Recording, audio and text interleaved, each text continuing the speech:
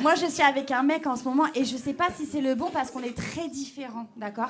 Et j'ai demandé à ma mère, je dis, maman, comment on fait pour savoir si on a trouvé le bon? Elle m'a dit, ma fille, écoute ton cœur et ton instinct. C'est mon instinct qui m'a fait quitter mon CDI pour faire du stand-up. Waouh, vos rires sont douloureux. Tu sens que j'ai un instinct claqué au sol quand même, hein? Tu sais, c'est le même instinct à chaque fois que je vais faire mes courses qui me font choisir la mauvaise caisse, quoi. Au début, je suis là, vas-y, la caissière, je la sens bien, bonne énergie, elle est rapide, elle est fluide. 3 secondes après... Robert pour la caisse 5. Robert pour la caisse 5, le produit passe pas, faut mettre les rollers, Robert, on t'attend. Allez, Robert, j'adore ce jeu avec le micro, j'aurais pas dû être caissière, mais chanteuse. Lolé, lolé, lolé. Allez, Robert, la dame, elle est pressée, on attend le prix du lube pour la dame, le prix du lube. Sinon, elle va devoir y aller à sec. Très, très mauvais instinct. Hein. Que ce soit pour les caisses, pour les hommes, pour les queues, hein, finalement. Non, on est très différents avec mon mec. Et je sais que ça peut fonctionner, la différence dans le couple, parce que moi, j'ai l'exemple de mes parents, 45 ans de mariage, et ils sont différents de ouf. Et j'ai demandé à ma mère, je dis, maman, comment t'as su, papa, c'était le bon? Elle m'a dit, ma fille, 45 ans de mariage.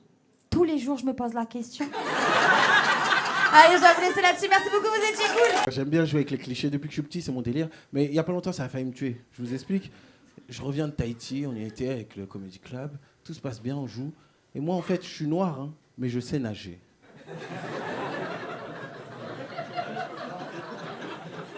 Et à cause de ce rire, j'ai failli mourir. Je vous explique. On joue, le promoteur il est super content, il dit demain, snorkeling. Tout le monde est content. Moi, je sais pas ce que ça veut dire. Mais je suis content, j'accepte.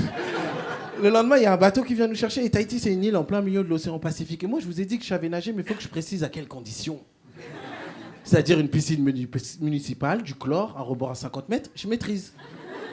Là, le bateau, il avance. Au bout d'un moment, je dis mais c'est quoi le snorkeling? Et là, on me répond une randonnée aquatique. Je dis quoi? Là, le bateau, il s'arrête, tout le monde saute dans l'eau et je suis le seul noir du bateau. Et quand ils sont dans l'eau, tout le monde me regarde. Ils ont fait des paris, je suis sûr, un truc comme ça, il va pas sauter. Et là, j'ai une pression sociale que j'ai jamais eue de ma vie, c'est-à-dire que même je recule. Et là, je sens une main derrière moi, c'est Martin Luther King. Il m'a dit, frérot, fais-le pour nous. Donc je me dis quoi? Saute, mais reste près du bateau. Je saute, le bateau, il se barre. Et là, je suis en panique, hein, parce que le rebord le plus proche, c'était un truc comme l'Australie, tu vois. Mais je vous ai dit, je sais nager, donc je fais quoi? Je nage. Mais le problème du snorkeling, c'est qu'eux, ils s'arrêtent toutes les 2 minutes pour observer des requins. Vous avez bien entendu. Une activité de blanc. Et moi, je sais pas m'arrêter. La piscine municipale, c'est aller-retour. Donc quand ils s'arrêtent, je fais le tour, je roule. Au bout d'un moment, je me fatigue les bras, j'en peux plus. Je dis, hey, les gars, rappelez le bateau. Ils me disent, non, qu'est-ce qui se passe? Je dis, j'en peux plus, j'ai mal aux épaules et tout. Ils me disent, on a une technique, t'inquiète pas, fais la planche. Je dis, quoi? Et là, tout le monde, ils font la planche comme ça. Ils me disent, tu te gagnes, tu fais des petits ronds comme ça, petits ronds. J'essaye, ça marche pas, je réessaye, ça marche pas. Je me noie, j'ai des crottes de nez, le bateau il revient. J'ai niqué la randonnée. Et là, ils ont le seum contre moi, ils commencent à me dire, ouais, pourquoi t'es venu si tu sais pas nager? J'ai dit, mais je sais nager! Je sais pas m'arrêter. Et là, on arrive à l'hôtel, je suis tellement énervé, je tape sur internet, pourquoi les Noirs on sait pas faire la planche? Et là, je suis tombé sur une vraie étude. Il y a des scientifiques qui se sont posé la question. C'est pas normal, faut qu'on gère cette situation. Et je sais pas si c'est vrai ou pas, mais ils disent qu'on a une masse osseuse et une masse musculaire plus lourde que les autres. Du coup, ça nous fait couler. Et moi, je sais pas si c'est vrai ou pas, mais ça m'a rassuré.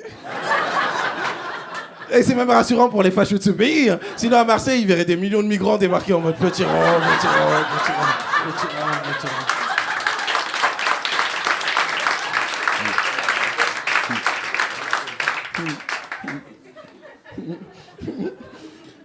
Vous avez bien applaudi quand même. Que j'étudie mon mari, c'est une étude sociologique géante, le truc vraiment.